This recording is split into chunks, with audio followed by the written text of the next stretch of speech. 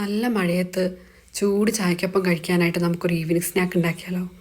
അതിനായിട്ട് നമ്മൾ ഒരു ചട്ടിയിൽ കുറച്ച് വെളിച്ചെണ്ണ ഒഴിച്ചു. എന്നിട്ട് അതിലേക്ക് 2 സവാള ചെറുതായി അരിഞ്ഞത് ചേർത്ത് കൊടുത്തു. പിന്നെ അതിലേക്ക് ഒരു പച്ചമുളക്, പിന്നെ കുറച്ച് ഇഞ്ചി ചതക്കിയതും കൂടി അതിലേക്ക് ഇട്ട് കൊടുത്തു കേട്ടോ. പിന്നെ ആവശ്യത്തിനുള്ള ഉപ്പ് ഇട്ടു. എന്നിട്ട് നമ്മൾ അതിലേക്ക് ഒരു 1/2 ടേബിൾ സ്പൂൺ മഞ്ഞൾപ്പൊടിയാണ് നമ്മൾ അതിലേക്ക് ഇട്ട് കൊടുക്കുന്നത് കേട്ടോ. മഞ്ഞൾപ്പൊടി ഇട്ടിട്ട് നന്നായിട്ട് ഇളക്കി കൊടുക്കുക. ശേഷം നമ്മൾ അതിലേക്ക് ഒരു 1/2 ടേബിൾ സ്പൂൺ തന്നെ ഗരം മസാലയാണ്. ഗരം മസാല പൊടിച്ച പൊടിയാണ് നമ്മൾ അതിലേക്ക് ഇട്ട് കൊടുത്തത്. പിന്നെ നമ്മൾ 1 ടേബിൾ സ്പൂൺ ചിക്കൻ മസാല കൂടി നമ്മൾ അതിലേക്ക് ആഡ് ചെയ്ത് കൊടുത്തിട്ടുണ്ട് കേട്ടോ. ശേഷം നമ്മൾ അതിലേക്ക് കുറച്ച് കറിവേപ്പില കൂടി ഇട്ട് കൊടുക്കുക. പിന്നെ നമ്മൾ അരിഞ്ഞ് വെച്ചിട്ടുള്ള മല്ലിയില കൂടി നമ്മൾ അതിലേക്ക് ആഡ് ചെയ്ത് കൊടുത്തു. പിന്നെ നമ്മൾ ക്രഷ് ചെയ്ത് വെച്ചിട്ടുള്ള ചിക്കനാണ് അതിലേക്ക് ആഡ് ചെയ്ത് കൊടുക്കുന്നത്.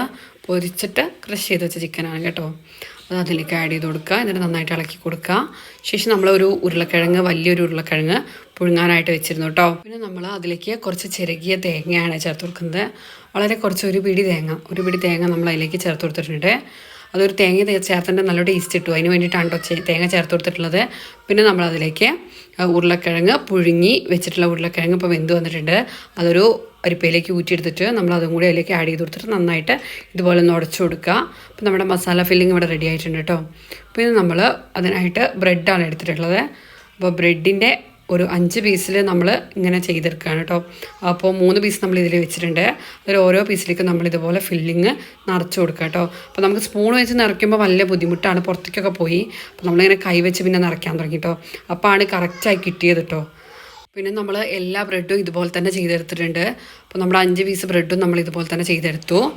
ശേഷം നമ്മൾ ആ ബ്രെഡ് മുറിച്ചെടുക്കണം കേട്ടോ. അപ്പോൾ നമ്മളതൊരു കട്ടിംഗ് ബോർഡിലേക്ക് വെച്ചു. എന്നിട്ട് നമ്മൾ നല്ല മുറിച്ചുള്ളൊരു കത്തി എടുത്തിട്ട് ഇതുപോലെ മുറിച്ചെടുക്കുകയാണ്. 4 പീസായിട്ടാണ് ഓരോ ബ്രെഡും നമ്മൾ മുറിച്ചെടുത്തിട്ടുള്ളത് കേട്ടോ.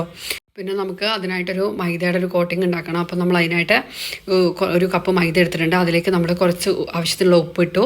പിന്നെ കുറച്ച് വെള്ളം കൂടി ഒഴിച്ചിട്ട് നമ്മൾ ഈ ഒരു കൺസിസ്റ്റൻസിയിൽ നമ്മളത് ആക്കിയെടുക്കണം. അതിനുശേഷം നമ്മൾ ബ്രെഡ് ക്രംസിൽ മൈദയിൽ മുക്കി ബ്രെഡ് ക്രംസിൽ ഡിപ്പ് ചെയ്തിട്ട് നമ്മൾ അത് നന്നായിട്ട് ഫ്രൈ ചെയ്തെടുക്കുക കേട്ടോ. അങ്ങനെ നമ്മൾ എല്ലാം ചെയ്തെടുത്തിട്ടുണ്ട്. എന്നിട്ട് നമ്മളിതാ ഇങ്ങനെ ഒരു ഭാഗം ഫ്രൈ ചെയ്തു, എന്നിട്ട് മറിച്ചിട്ടു. പിന്നെ അടുത്ത ഭാഗം ഫ്രൈ ചെയ്തു.